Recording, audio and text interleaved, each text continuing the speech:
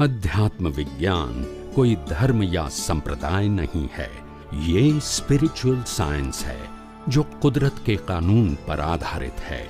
ये विज्ञान पूरे ब्रह्मांड के सभी रहस्यों को उजागर करता है और जीवन के सभी पहलुओं को समझने के लिए एक नई दृष्टि देता है। इसी को आर्ट ऑफ विजन कहते हैं, दुनिया को देखने की एक नई दृष्टि, जो अध्यात्म विज्ञानी परम पूज्य स्वामी श्री कमलेशानंद जी के निर्देशन में सनातन सत्य का अनुसंधान कर हमारे जीवन को प्रकाशित करे। जय सच्चिदानंद। कृष्ण भगवाने महाभारतना युद्धમાં અર્જુનનો ધર્મ નતો બદલ્યો, ગુરુ નતા બદલ્યા, ભગવાન નતા બદલ્યા, ક્રિયા નથી બદલી, દ્રષ્ટિ બદલી હતી। યસ કે નો? અને હું દ્રષ્ટિની જ વાત કરું છું। તમે ક્રિયામાં મારામારી કરતા હો, that is not my subject. કૃષ્ણનો પણ નતો। યસ કે નો? બોલતા નથી। અને આપણે હજુ એમાં પડવું છે, જે આપણો સબ્જેક્ટ નથી એમાં ઊંડા ઉતરવું છે।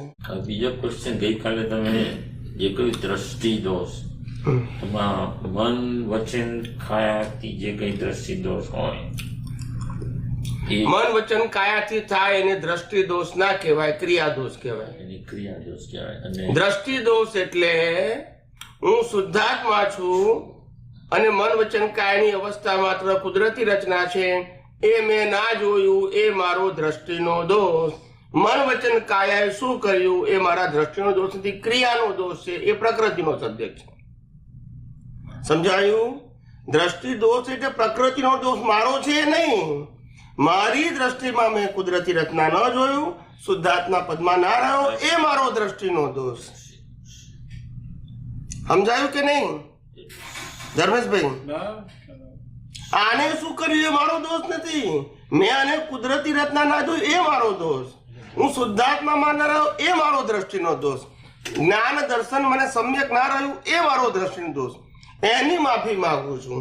આને શું કર્યું એની માફી મારે માંગવાની નથી, એ તો એનો વિષય છે। ખ્યાલ આવ્યો કે નહીં? આખું વિજ્ઞાન જ ઊંધું સમજ્યા છે। હવે ક્યારે પાર આવશે?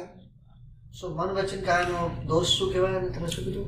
મન વચન કાયાનો દોષ છે એ ઉદય કર્મ છે અને કુદરતી રચના છે, એ દ્રષ્ટિનો વિષય નથી। દ્રષ્ટિ એ મન વચન કાયાના દોષને કુદરતી રચના જુએ છે તો એ પાસ છે, એ કર્તા તરીકે જુએ છે તો ફેલ છે। સમજાયું? That's it. કુદરતી રચના છે, કુદરતી રચના જુઓ ને, મેં કર્યું એમ કેમ જુઓ છો? મન વચન કાયની અવસ્થા માત્ર છે કે નહીં? તો તમારે શું જોવાનું? કુદરતી રચના। પણ સ્ટીલ અંદર માઇન્ડ ઓફ ફ્લેશ